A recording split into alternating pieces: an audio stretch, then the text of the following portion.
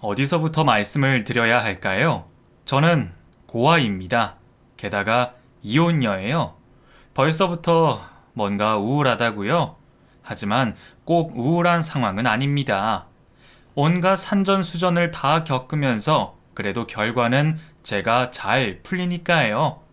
조금은 진득하게 들어주시면 감사하겠습니다. 제 인생의 처음은 우울하게 시작했어요. 어릴 적에 저를 놔두고 도망간 엄마 때문이었어요.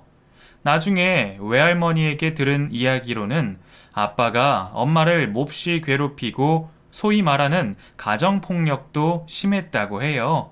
하지만 저는 그 말이 믿기지 않았습니다. 왜냐면 친정 아빠는 정말 다정한 분이었거든요. 정말 세상에 단 하나밖에 없는 딸이라며 저에게 모든 걸 해주셨어요. 아빠는 당시에 작은 시골 면사무소 공무원이었어요. 지금이야 공무원 체계가 명확하고 선망의 직종이라곤 하지만 솔직히 그 당시에는 면사무소 공무원 봉급이란 게 뻔하잖아요. 그래서 늘 가난했던 기억이 있어요. 그래도 아빠는 언제나 저를 챙겨주셨어요. 외할머니의 말씀과는 너무나도 판이했죠. 그래서 아주 어릴 적에 아빠에게 물었어요. 아빠, 엄마는 왜 도망갔어? 진짜로 아빠가 때려서 도망갔어? 누가 그래? 외할머니가. 으이구, 거참. 애 앞에서 쓸데없는 소리를 하고. 그게 아니라 엄마는 돈 벌러 갔어. 곧 오실 거야. 그때만 해도 아빠의 말을 믿었죠. 하지만 제가 중학교 들어갈 때쯤 외할머니의 말씀이 사실인 걸 알았어요. 그동안 아빠는 술을 드시지 않더니 제가 크니까 조금씩 술을 드시기 시작했고 취한 상태에서 동사무소 동료와 말다툼을 벌이시곤 주먹 다짐을 했는데 이게 문제가 돼서 깜빵에 가셨어요. 물론 공무원도 잘리셨고요. 그때부터 더욱더 술을 드시더니 나중엔 완전 폐인이 되셨죠. 그런 아빠가 보기 싫어서 저는 대화도 안 했습니다. 매일 술 냄새에 쪄들어오고 외할머니가 어렵게 구해서 보내주는 생활비도 술값으로 다 날려서 제가 육성회비를 못 내서 늘상 교무실에 불려가야 했거든요. 사춘기 여중생에겐 이런 게 얼마나 수치스럽고 얼마나 아빠가 미웠겠어요. 그런데 그런 아빠가 어느 날 집에도 안 오는 겁니다. 첫날엔 어디서 술 드시고 오시겠지 하고 관심도 없었고 다음 날도 그 다음 날도 연락이 없으니까 너무 이상해서 경찰에 신고를 했죠. 그리고 아빠가 집에 오는 도중에 도로 공사하던 공사장 인근에서 사망한 걸 발견했어요. 거기가 마침 공사가 중단돼서 그냥 대충 안전줄만 그어놓고 장기간 방치해둔 곳이었거든요. 동네 사람들은 다 아는 곳이라서 접근도 안 하고 굳이 하더라도 피해가는 곳인데 아마도 아빠는 인사불성이 돼서 그곳에서 사고를 당하신 것 같았습니다. 졸지에 고아가 돼버린 거죠. 물론 외할머니가 계시긴 했지만 워낙 연세도 있으시고 왕래가 잦은 편은 아니었거든요.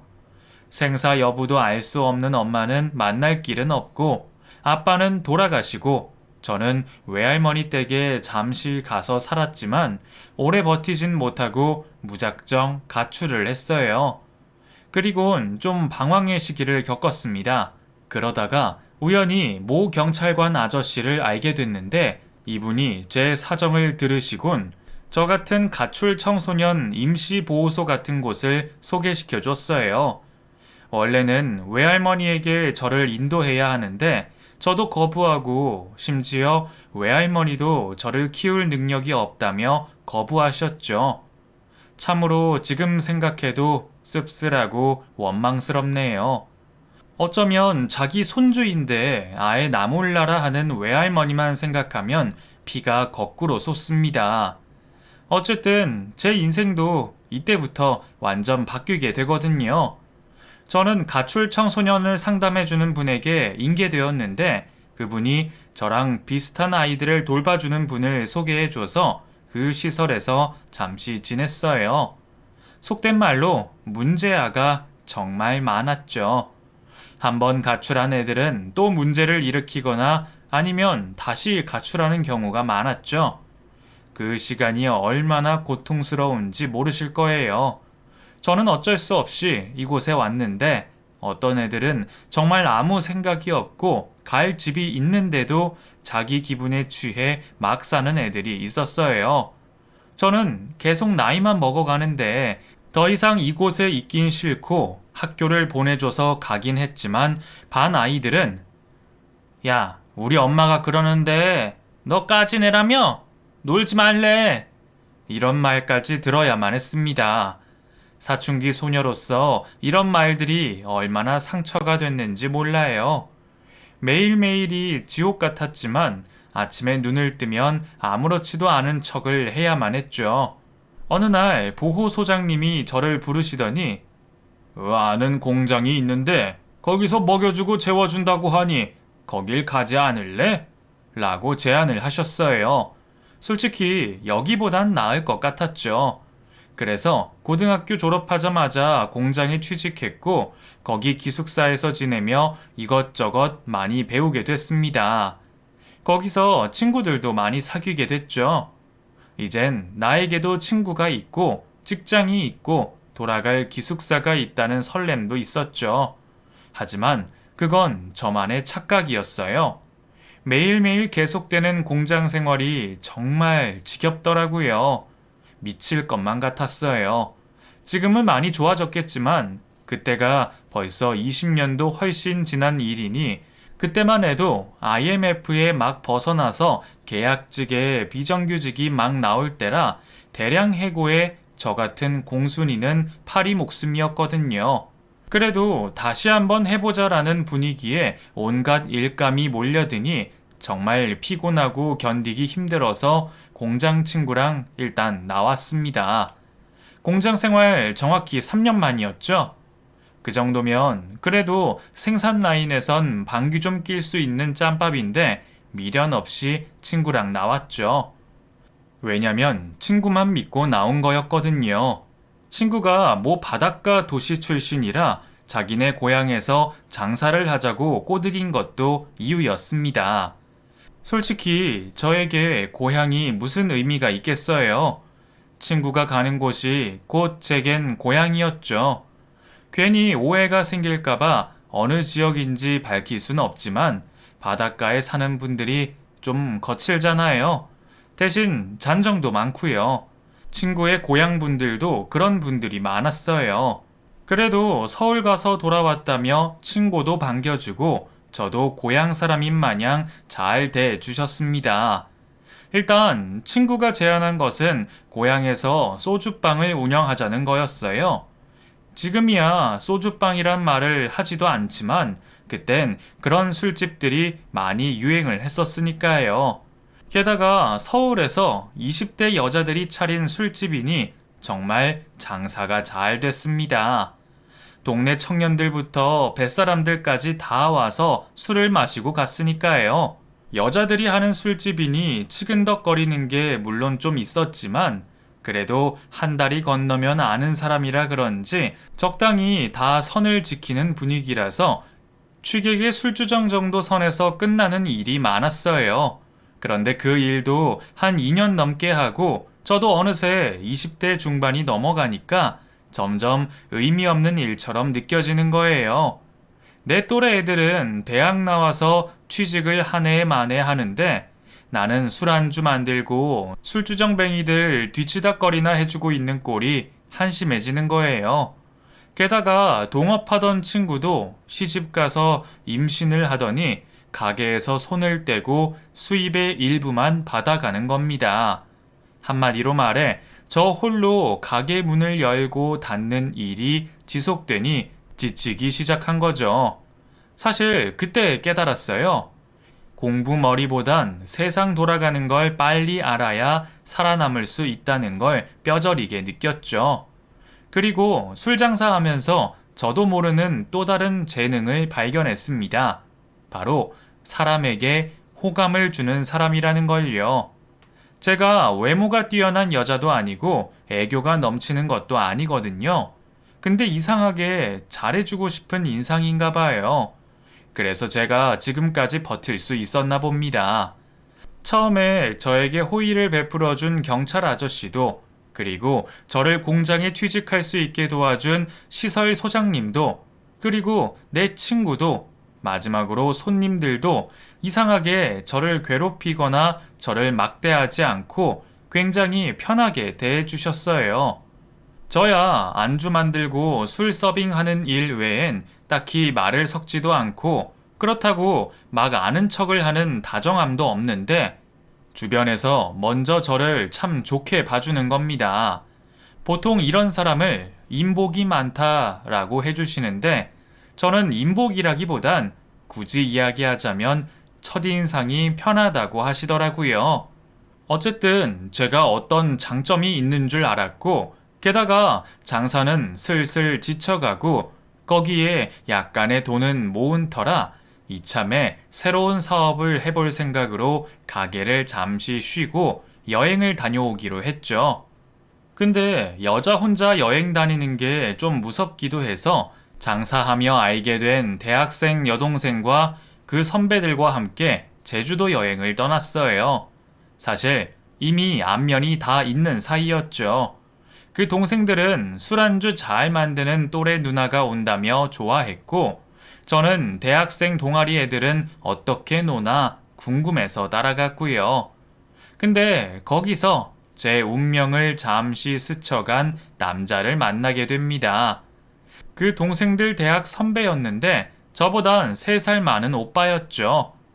취직이 돼서 첫 출근하기 전에 후배들과 마지막 여행을 간다고 왔었는데 제가 첫눈에 반해버리고 만 거예요. 뭐 자세한 말씀은 드리진 않을게요. 사실 제 운명에서 잠시 스쳐간 사람이니까요. 하지만 이 남자친구를 소개 안 하면 설명이 안 돼서 소개를 하는데요.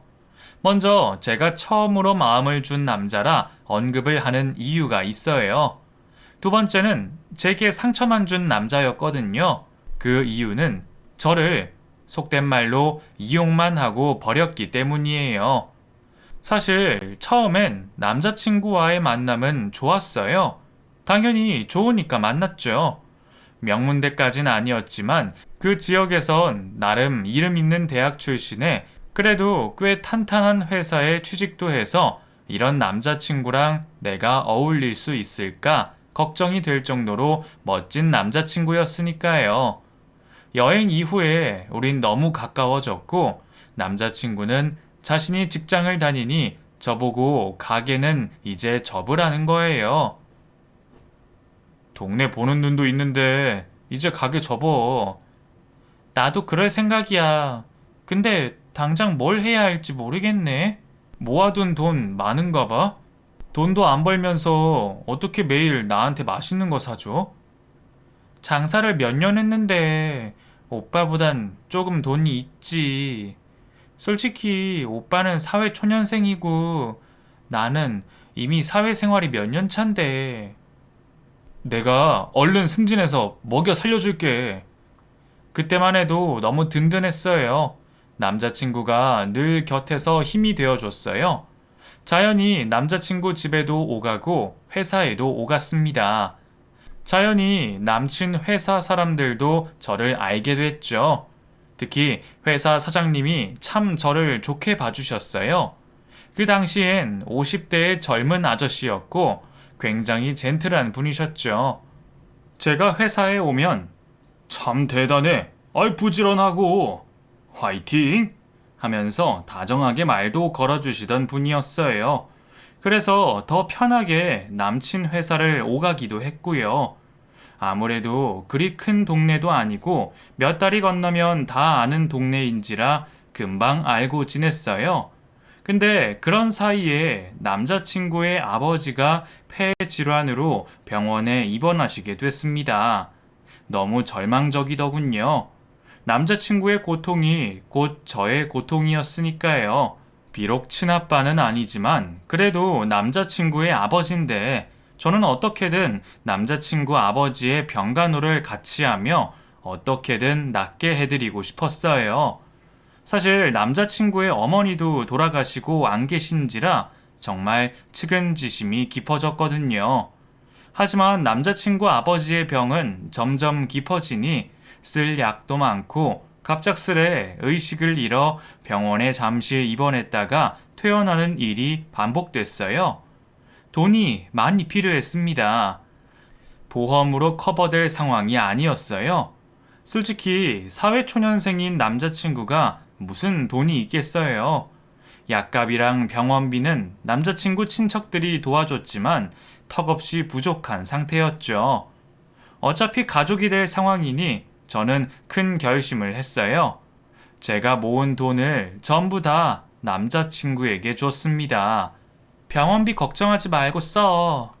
그게 저의 큰 실수였어요. 정말 바보 같은 짓이었죠. 남자친구는 정말 고마워했죠. 그때만 해도 저는 홀가분했습니다. 새로운 가게 하려고 모은 돈이었지만 오히려 가족에게 쓰는 게 더 보람차다는 생각이었고 돈은 또 모으면 된다고 생각했거든요. 하지만 남자친구가 고마워하고 그게 거짓이라는 걸 알게 된 건 얼마 안 돼서였어요. 그날은 다음 장사를 하려고 친구를 만나서 이런저런 아이디어를 이야기 나누고 집에 왔을 때예요. 서울에 다시 올라가서 색다른 아이디어를 얻어와야 하나, 아니면 그냥 남자친구랑 빨리 식을 올려야 하나, 별의별 생각을 하고 있는데 남자친구 아버지에게 전화가 온 거예요. 늘 고맙다. 아이, 근데 내가 너한테 줄 게 없구나. 아버님, 갑자기 무슨 말씀이세요? 니들이 결혼한 후에 내가 눈을 감아야 하는데. 아버님, 그런 이야기 하지 마세요. 그래, 고맙구나. 우리 아들이 너 같았으면 좋았을 텐데.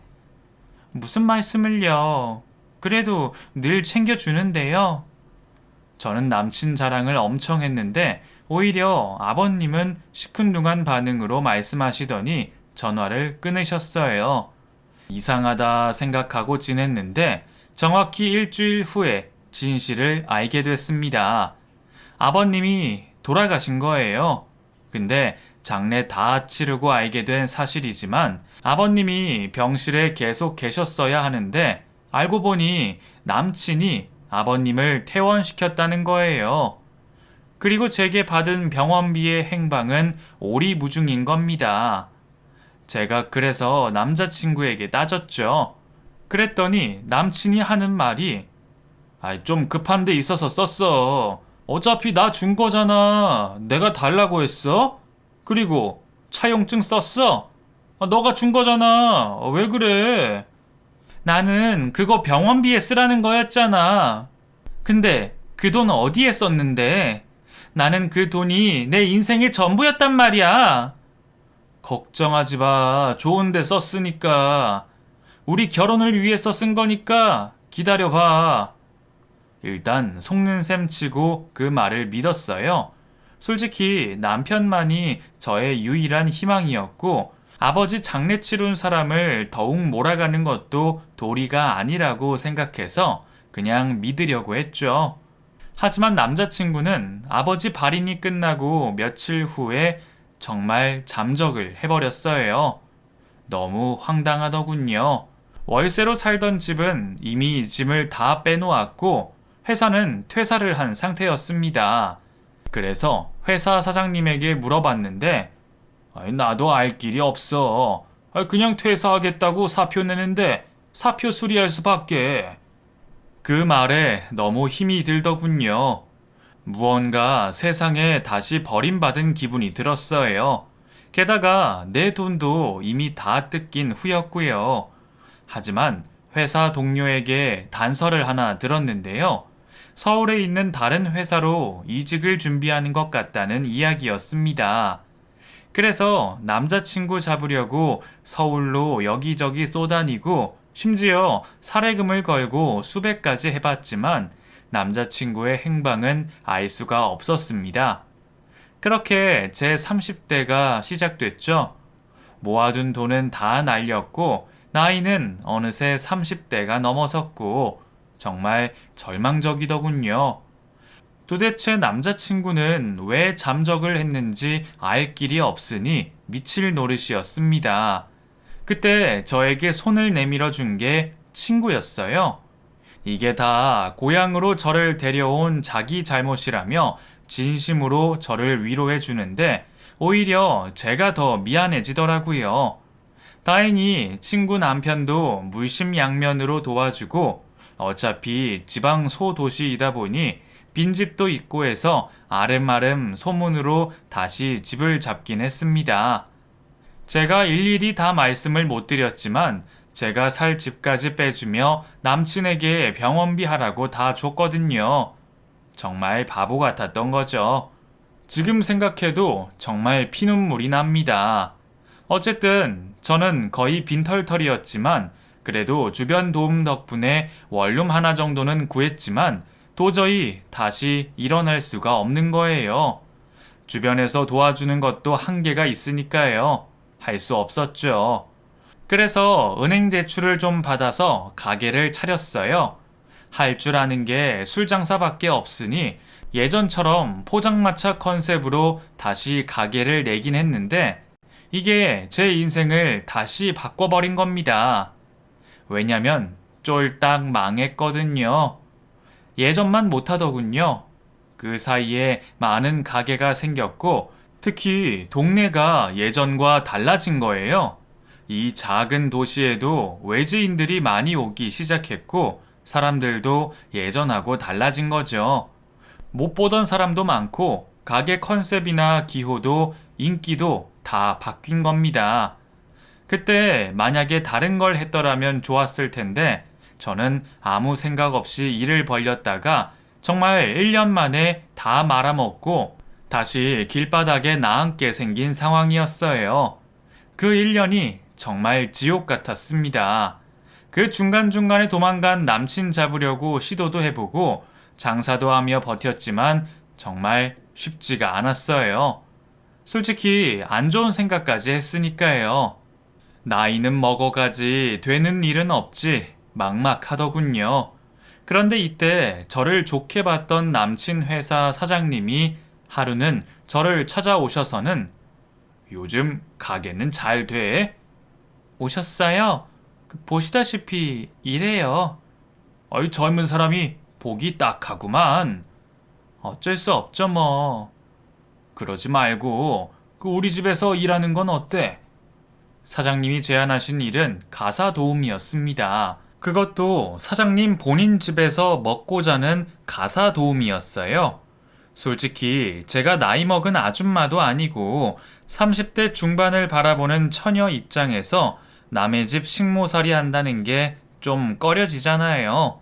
그런데 사장님은 우리 집에서 일하면 자네 말고도 여자들 있으니 걱정하지 말고 자네가 그 일찍 죽은 내 딸이랑 비슷해서 정이 가서 그래.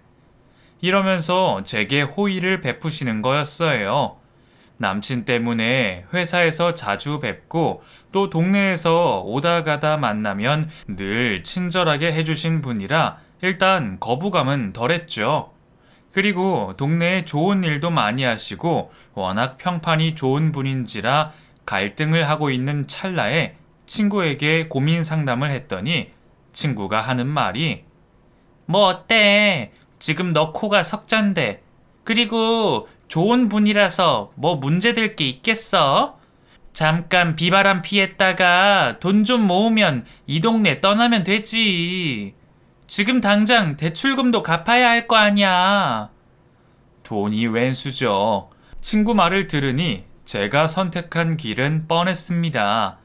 그래서 사장님의 제안을 받아들여서 가사 도우미로 일을 하게 됐습니다. 근데 사장님에 대해 설명을 좀 드려야 할 것 같아요. 당시 나이가 갓 60을 넘기셨지만 어깨가 웬만한 젊은이들 못지않게 쩍 벌어진 분이셨어요. 옛날 말로 기골이 장대하다? 이 말이 딱 어울리는 분이었죠. 나중에 70이 넘으셨는데도 정말 체형 하나는 젊은이 못지않게 좋고 체력도 좋으셨어요. 다만 딱 하나 문제는 무슨 사고로 인해서 장기적으로 투석을 받으셔야 한다는 거였어요. 이것만 잘 받으면 아무 문제가 없던 분이셨죠. 어릴 적부터 체력은 항상 1등을 하셨다고 하니 선천적으로 강골 체력을 이어받으신 분이셨고 투석 빼면 건강에 하나도 이상이 없는 분이셨습니다. 게다가 성격은 얼마나 호탕하신지 무슨 일이 생기면 그거 걱정 마라. 내가 알아서 하마. 이런 말을 늘 하셨어요. 그래서 그런지 사장님 주변엔 사람들이 많았어요. 한마디로 카리스마 넘치시는 분이셨죠. 뭐 아니면 도. 이런 스타일의 남자분들이 많이 따르더라고요. 그래서 그런지 사장님은 여러 단체에서 활동도 많이 하셨죠. 각종 동호회에 무슨 협회에 연맹에 이루 말할 수 없는 곳에서 활동도 열심히 하셨습니다. 게다가 남을 돕는 일을 많이 하셨고요. 우리가 흔히 아는 선행상을 받고 이런 게 아니라 누가 어렵다고 하면 인맥 통해서 소개시켜주고 내 일처럼 나서주는 일을 많이 하셨다고 하더라고요. 누구네 집에서 사람이 필요하다고 그러면 다른 집 누가 있으니까 같이 일해보라고 가운데서 사람과 사람도 이어주고 좋은 일 있으면 같이 좀 하고 어려운 일 있으면 같이 나누면서 힘내라고 기운도 북돋아 주셨나 봐요. 한마디로 마당발이셨죠.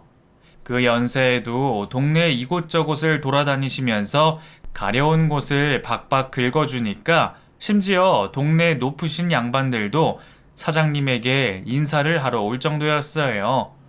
그만큼 동네에선 나름 알아주는 분이셨죠. 게다가 하나 있던 자식하고 아내마저 하늘나라로 보내고 나서 혼자 사시는 터라 사람을 늘 그리워하셨어요. 그래서인지 나중에 사장님 돌아가신 날 장례식장에 근조화환으로 몇 분간을 빙빙 두르고도 남을 정도였으니까요. 어쨌든 그런 사장님 집에서 일하니 처음에는 좀 그랬지만 나중엔 편하더라고요. 집 안에 편의시설 다 있지, 월급 꼬박꼬박 나오지. 사장님 혼자 쓰는 집이라서 딱히 손볼 곳도 없었어요. 대신 사장님이 좋아하는 별미나 혹은 술안주 정도만 내주고 빨래, 청소가 주 업무였죠. 취객들에게 술 파는 일에 비하면 정말 쉬웠습니다. 그런데 딱 하나 문제가 있었어요. 바로 사장님의 비서 겸 간호사 언니였습니다. 이분은 원래 간호사 출신인데 돌아가신 사모님과 친분이 있으신 분이었다고 해요. 사장님이 건강하실 때도 야매로 건강주사 같은 것도 놔주고 워낙 일처리가 빠릿빠릿해서 사장님이 기업을 세우고 바삐 돌아다니실 때 스케줄을 챙겨주다 보니 어느새 비서 겸 주치의 비스무리하게 함께 일을 하게 되신 거죠. 한마디로 거의 30년 가까이 사장님 곁을 지키신 분이었죠. 근데 이분이 저를 엄청 귀찮게 했어요. 아무래도 텃세 같은 거였죠. 집 안에서 비서 언니하고 저 둘이 여자고 사장님 차를 몰아주는 운전기사 아저씨가 계셨지만 그분은 때가 되면 본인 집으로 갔기 때문에 사장님 댁에서 비서 언니와 저 그리고 사장님 이렇게 셋이 살았습니다. 소위 밤만 되면 비서 언니가 저를 식모처럼 부리기 시작했어요. 하루는 자고 있는데 누가 툭툭 발로 저를 밀더라고요. 방문을 잠그고 자는데 그걸 열쇠로 따고 들어온 사람이 누군가 싶어서 보니 비서 언닌 겁니다. 저를 깨우더니 사장님은 둥글레차 좋아하시니까 편의점 가서 둥글레차 티백이라도 사와. 그거 내일 아침에 사다 놓으면 안 돼요? 지금 시간이... 너 잘리고 싶니? 사장님이 원하는 걸 하는 게 네 도리 아니야? 이게 지금 누가 걷어줬는지도 모르고 까불어. 알았어요. 정말 별것도 아닌 걸로 잠 못 자게 굴고 툭하면 시비를 걸기도 했죠. 근데 그 모든 게 사장님이 주무시거나 어디 다른 곳에 계실 때 벌어지는 겁니다. 하루는 비서 언니가 나도 한때 전국 돌면서 공사장 한밭집에서 일해봤어. 나는 허드렛 일만 하고 돈도 떼이고 장사하다가 화재로 다 날려먹고 그랬어. 비서님도 그런 아픔이 있으셨군요. 누가 너보고 동정하래? 내가 그때 요리만 제대로 배웠어도 너 같은 술장사 여자애는 집에 안 받아들였어. 어디서 이상한 개뼈따구 같은 게 들어와서. 으이그. 참나, 다시 생각해봐도 기가 차네요. 하여튼 무슨 말만 하면 트집 잡고 시비 걸고 저를 못살게 굴었죠. 그러더니 조금씩 저를 식모 취급하기 시작하는 거예요. 하루는 비서 언니가 술에 많이 취해서 새벽에 들어왔더군요. 솔직히 못 들은 척하고 그냥 잘까 했는데 들어오자마자 현관 신발장 앞에서 뭐라 중얼거리는데 도저히 시끄러워서 잠을 못 자겠는 거예요. 사장님은 마침 서울에 출장을 가셔서 집에 저랑 비서 언니 단 둘뿐인데 비서가 와서 저러고 있으니 화가 나더군요.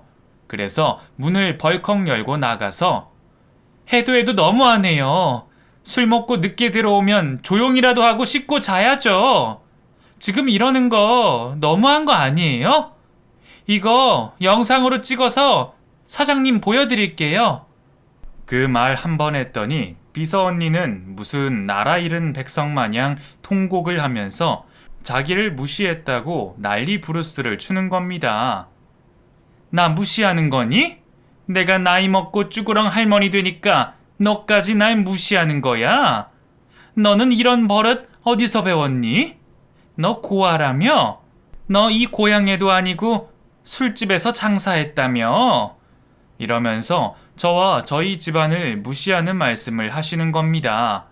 화가 정말 머리 끝까지 오르고 또 올랐지만 술 취한 사람에게 성질만 바락바락 내기도 싫고 말 섞기도 싫어서 그냥 방으로 들어왔어요. 그랬더니 다음날 아침부터 비서 언니가 해장국 좀 끓여줘라. 저 바빠요. 알아서 해드세요. 너는 지금 앞뒤 분간 못하니? 말이 말 같지가 않은 거야? 이러면서 소리를 치는 겁니다. 정말 가증스럽더군요. 그래도 끝까지 저는 요리를 해주진 않았어요. 제가 아무리 가정부로 들어왔어도 사장님의 가정부로 취직한 거지 비서 뒤치다꺼리 하려고 들어온 게 아니었으니까요. 그런데 며칠 후에 사장님이 돌아오니까 그 앞에서 쓰러지는 척 연기를 하면서 제가 실수를 해서 집안에 우환이 가득하네요. 사장님을 끝까지 보필하지 못한 제가 잘못이에요. 이러면서 사장님 안 계신 동안 무슨 큰일이라도 난 듯이 눈물 연기를 해대는데 정말 대종상 대상감이었습니다. 아무것도 모르는 사장님은 뭔 일인지 모르지만 얼른 사과드려. 괜히 큰 소리 나오게 하지 말고 이러는 겁니다. 너무 억울하더군요. 그런데 거기까진 참고 견딜 수 있었어요. 왜냐면 사장님도 저를 언제나 딸처럼 이뻐해 주셨고 특히 제가 하는 반찬이나 음식을 참 맛있게 드셨기 때문이죠. 이거 정말 맛있다. 이 안주에 소주 10잔은 마시겠네. 사장님, 술은 드시면 안 돼요. 그리고 이건 술안주가 아니에요. 알어. 그냥 해본 말이야. 그 반찬이 너무 맛있어서 술 생각난다는 거지.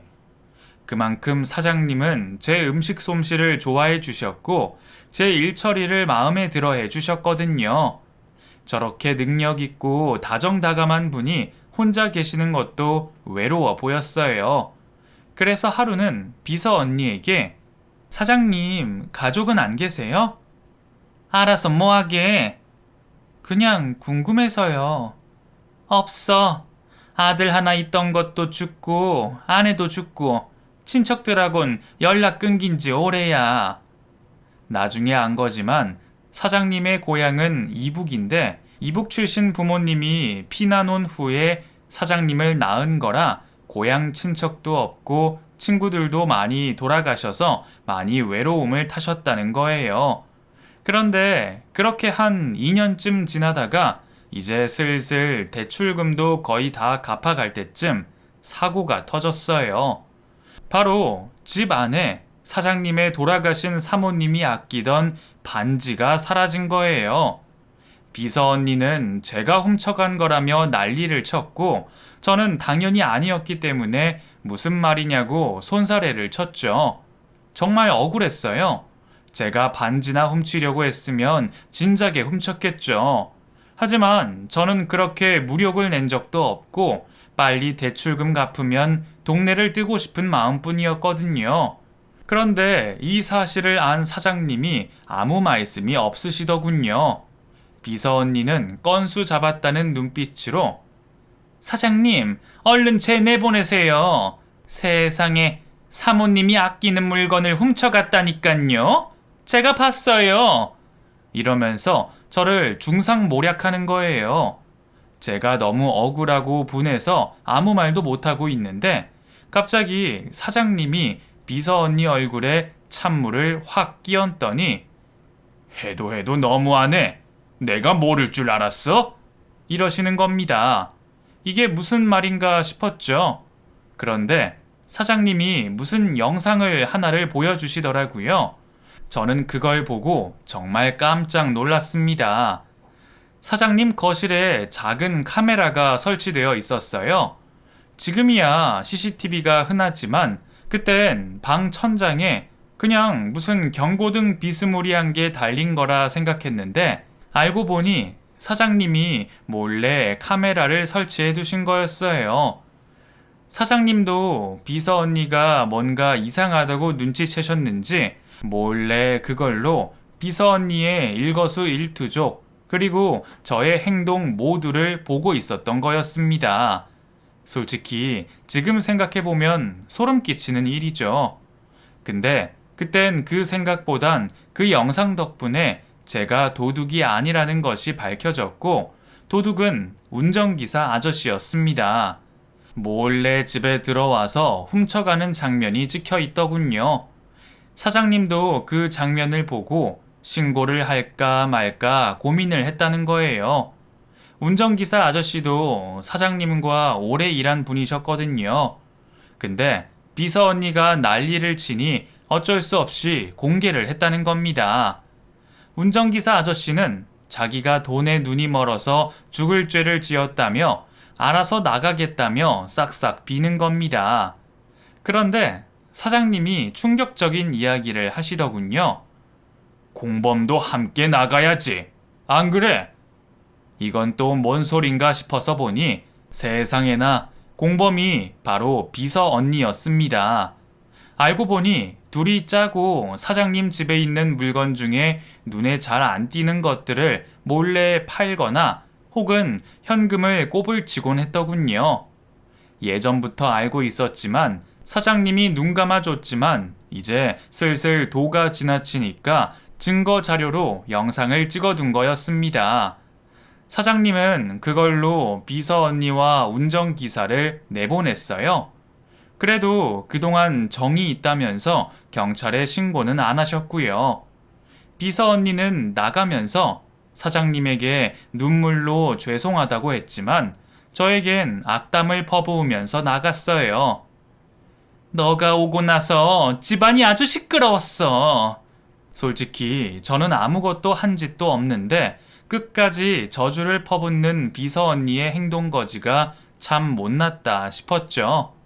그렇게 사장님 집엔 저 혼자 남았습니다. 그리고 자연스럽게 제가 비서 일에 식사도 챙기다 보니 점점 안사람 노릇도 하게 되더군요. 그렇다고 이상한 관계는 아니었어요. 절대로 일적으로만 선은 확실히 지켰거든요. 하지만 사람이란 게 참 이상하죠? 사장님 곁에서 밥 챙겨드리고 때론 아플 때 간호해드리고 정기적으로 병원 모시고 가고 이런저런 보살핌도 받고 챙겨드리다 보니 이성적인 마음이 생기기 시작한 겁니다. 그래서 이 마음을 친구에게 상담을 했더니 친구도 솔직히 너 동네에 소문났어. 사장님 부인이라고. 무슨 소리야? 우리 그런 관계 아니야. 비서가 이상한 소문 퍼뜨렸나 보구만. 그래서 경찰서에 쳐 넣었어야 하는데. 어차피 소문난 거 같이 살면 어때?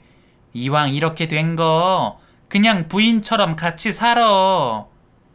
그 말에 솔직히 뭔가 이상한 안도감이 들더군요. 어차피 저도 미혼이고 사장님은 아내도 없고 이렇게 된 거 같이 사는 것도 나쁘진 않겠다 싶어서 그때부터 서로 말은 안 했지만 점점 연인처럼 가까워지고 저도 마음의 벽을 허문 채 무려 10년 가까이 지냈습니다. 참 좋은 시절이었어요. 비록 혼인신고만 안 했지 사장님과 저는 부부처럼 알콩달콩 지냈죠. 한 남자의 여자로 사는 것만으로 저는 행복했습니다. 왜냐면 가족이란 걸 처음 느껴봤고 여자라는 걸 처음 맛봤으니까요. 사장님은 저에게 물심양면으로 모든 걸 다 해주셨고요. 저는 그것만으로도 만족하며 지냈죠. 말씀드렸다시피 사장님은 지병 외엔 워낙 튼튼하셨고 열정적으로 일을 하신 터라 든든했어요. 그리고 24시간 365일을 함께 했죠. 다만 2달에 한두 번 정도 서울이나 다른 지역 출장을 가실 때만 혼자 가셨어요. 어차피 저를 쉬게 해주고 싶다며 다녀오시면 꼭 선물도 챙겨주셨고요. 그 외엔 정말 사장님과 한시도 떨어진 적이 없습니다. 자연히 동네에서도 제가 사장님 아내라고 소문이 났고 나중엔 자연히 그렇게 믿게 됐고요. 그런데 그날은 사장님이 다른 지방에 출장을 가셔서 저 혼자 집에 있을 때입니다. 근데 저녁에 핸드폰으로 전화가 왔는데 경찰이고 남편이 교통사고로 사망하셨으니 빨리 병원으로 와서 확인을 하라는 거예요. 무슨 장난 전화 같더군요. 그래서 회사 직원 중에 한 명의 도움을 받아서 부랴부랴 병원으로 달려갔습니다. 근데 병원이 아주 난장판이 되어 있더군요. 경찰이 왔다 갔다 하는데 한눈에 봐도 성깔 있어 보이는 여자랑 비서 언니가 그 근처에 있는 겁니다. 비서 언니가 여기 왜 있는 거지? 하면서 남편 시신을 확인했더니 맞더라고요. 제가 휘청거리면서 잠시 의자에 앉으니까 갑자기 비서 언니 옆에 있던 성깔 있어 보이는 여자가 제 머리끄댕이를 잡아 끌면서 니년이 우리 남편 잡아먹었지? 내 남편 살려내라! 니네 언제부터 그런 사이야? 언제부터 니네가 그렇고 그런 사이였냔 말이야! 하며 소리를 질러대시는데 너무 어이가 없더라고요. 도대체 처음 보는 이 여자가 갑자기 사장님을 두고 남편이라고 한다니 너무 어이가 없었어요. 나한테 왜 이러냐는 식으로 제가 떼어놓으니까 갑자기 비서 언니가 너 내가 경고했지? 너가 오고 나서 집안 꼴이 말이 아니었다니까. 이게 뭐예요? 저 여자는 누군데요? 누구긴 누구야. 사모님이지. 너무 충격적이더군요.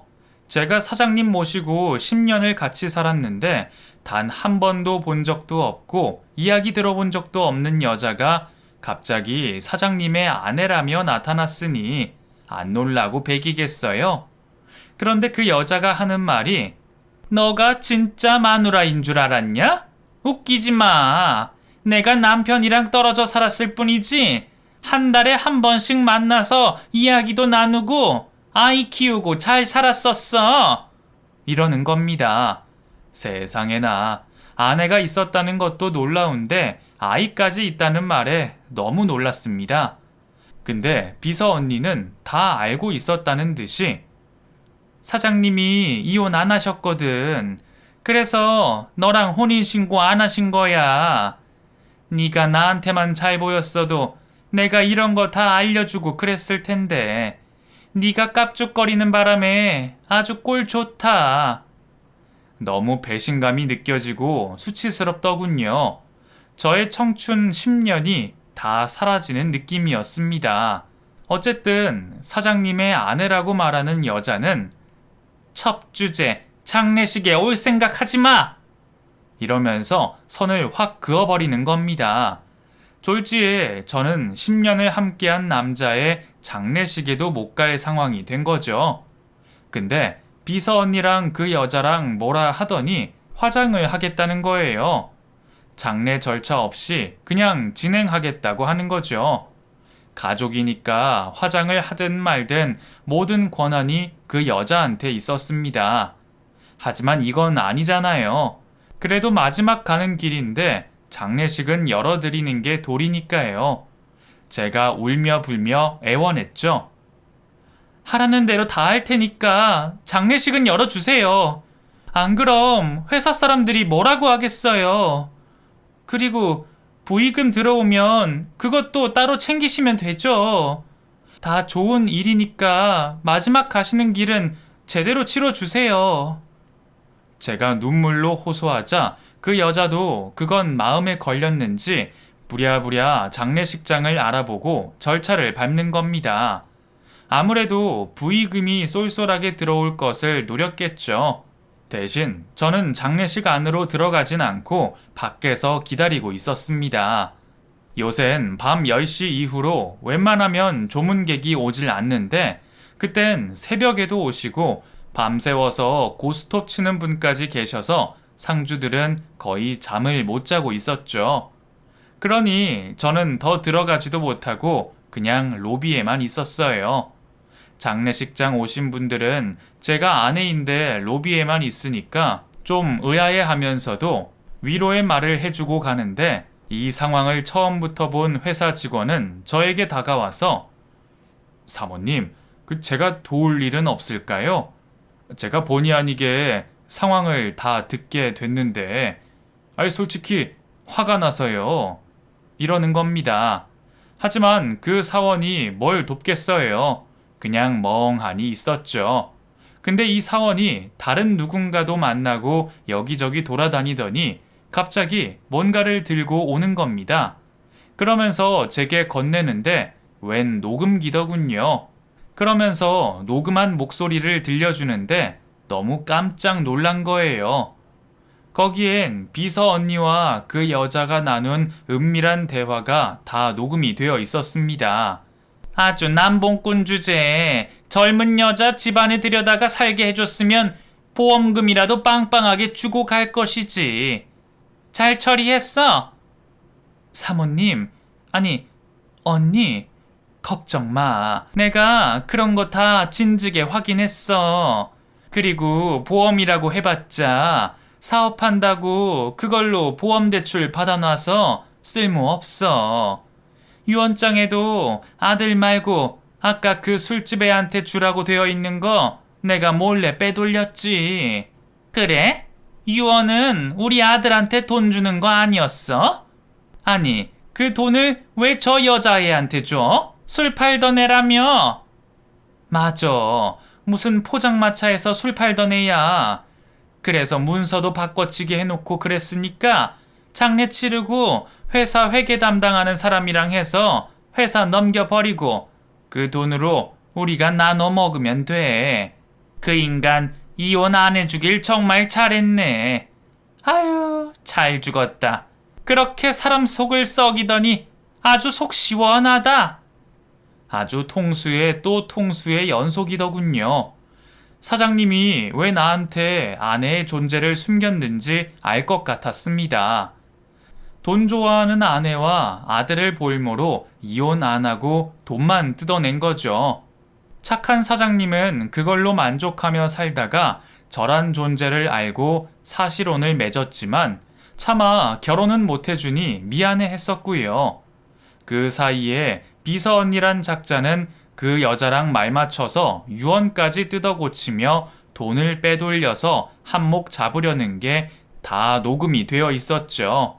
심지어 사장님의 노력이 담긴 회사도 유언 고쳐서 팔아먹을 심산으로 보였어요. 안 되겠다 싶어서 그 녹음기를 경찰에 제출하고 사문서 위조 등으로 전부 다 신고를 했습니다. 경찰 조사 받으면서 비서 언니가 무슨 말이에요? 난 그런 적 없어. 법대로 해, 법대로. 라고 했다는데 법대로 하면 사문서 위조는 빼박이었죠. 유언장을 고쳤으니까. 게다가 회사 팔아넘긴 애 만에 모든 정보까지 비서 언니가 이미 말을 맞춰놓은 정황도 있어서 회사에 있는 직원들까지 나서서 이 문제에 개입하니 일이 조금 커지는 듯 했습니다. 일단 비서 언니는 문서 위조 관련해서 이미 처벌을 받게 된 입장이고 일이 커지니 그 여자는 제게 와서 남편 이름으로 된 재산은 우리 나눠요. 나도 형편이 어렵지만 그쪽도 어렵잖아. 그리고 법적으로 손댈 수도 없을 거고 대신 내가 처리해 줄 테니 괜히 불똥 튀지 않도록 중간에서만 잘 막아줘요. 이러는 겁니다. 저는 절대 그럴 생각 없고요. 단 한 푼도 사장님 돈을 받을 생각도 없지만 그렇다고 그 여자를 안전하게 보낼 생각도 없었거든요. 하지만 그 여자는 제가 잠시 한눈 판 사이에 사장님 집을 팔려고 하길래 제가 필사적으로 막았고 대신 저도 사실혼 관계를 주장하며 지금 아내의 권한을 찾기 위해 법적 투쟁 중입니다. 제가 아내의 권한을 찾으면 집도 회사도 그 여자가 어떻게 할 수 없을 테니까요. 변호사 선임해서 전부 다 금융거래는 올스톱 시켜놨기 때문에 장기간 소송이 되겠지만 저는 제 잃어버린 10년을 꼭 찾을 거예요. 그러면 저는 남는 게 없냐고요? 아니요. 일단 사장님 유품을 정리 중에 금고 뒤편에 웬 가방이 들어있더군요. 거기에 보니 저는 단 한 번도 본 적 없는 그 여자 아들에게 주는 돈이 있었습니다. 정말 큰 액수였죠. 물론 전부 현금이었습니다. 거기엔 아들을 향한 그리움이 담겨 있더군요. 근데 웃긴 건 사장님 장례식장에 아들은 오지도 않았습니다. 솔직히 사장님도 불쌍하더군요. 이런 막장 아들 때문에 이혼도 안 하고 매달 만나러 가더니 불쌍하기도 하고 바보 같아 보이기도 하고 또 한편으론 이런 남자 때문에 내 10년이 안쓰럽고 앞으로 법정 소송까지 싸워야 할 제 인생이 가엾기도 하더군요. 그런데 옆에 또 다른 가방이 있는데 거기엔 저에게 주는 돈이 있더라고요. 아들보단 액수가 적긴 했지만 저까지 생각해서 돈을 차곡차곡 모아두신 거예요. 그래서 그 돈의 일부를 변호사비로 내고 나머지는 동네에 가게를 차렸습니다. 그렇게 해보고 싶었던 작은 케이크점을 말이죠. 진작에 이걸 했더라면 여기까지 흘러오지 않았겠죠. 근데 이제 먼 길을 돌아서 드디어 하고 싶었던 케이크점을 운영하고 있습니다. 아직 갈 길은 멀지만 누가 봐도 제가 사실혼 관계지만 아내인 게 분명하니까 저는 꼭 제 위치를 찾고 남은 생은 편하게 그리고 이젠 사랑을 받고 주면서 살고 싶어요. 저의 긴 글을 읽어주셔서 감사하고요. 소송이 진행되고 결과가 나오면 다시 사연 올릴게요. 많이 응원해주세요.